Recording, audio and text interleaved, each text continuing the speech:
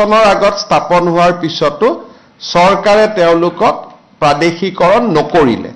এই অভিযোগটো গাঁৱে ভূঞে গৈ থাকিলে এই অভিযোগটো পোৱা যায় যে প্ৰাদেশিকৰণৰ বাবে যোগ্যতা থকাৰ পিছতো তেওঁলোক প্ৰাদেশিকৰণ হ'ব নোৱাৰিলে।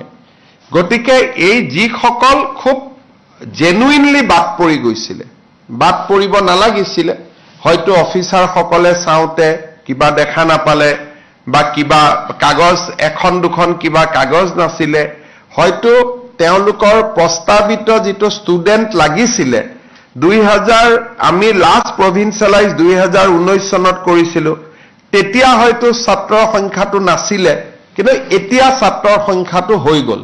গতিকে তেওঁলোক তেতিয়া যোগ্য নাছিলে, কিন্তু পৰৱৰ্তী সময়ত হয়তো যোগ্যতা অৰ্জন কৰিলে। গতিকে তেনেকুৱাও বহুত শিক্ষক শিক্ষয়িত্ৰীক আমি লগ পাই থাকোঁ।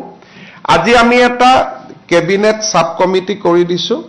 মন্ত্ৰী ৰনোজ পেগু, মন্ত্ৰী কেশৱ মহন্ত আৰু আমাৰ মন্ত্ৰী জয়ন্তমল্ল বৰুৱা থাকিব।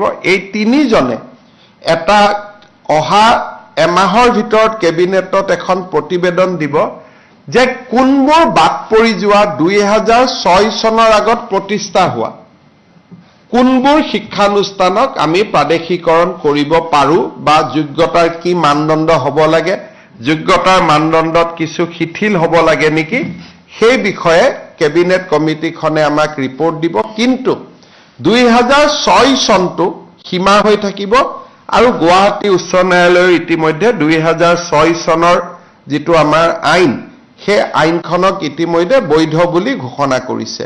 ইয়াত আমি সেইখিনি মানুহৰে সমস্যা পুনৰ বিবেচনা কৰিম যিসকলে আমাৰ যিকোনো কাৰণতে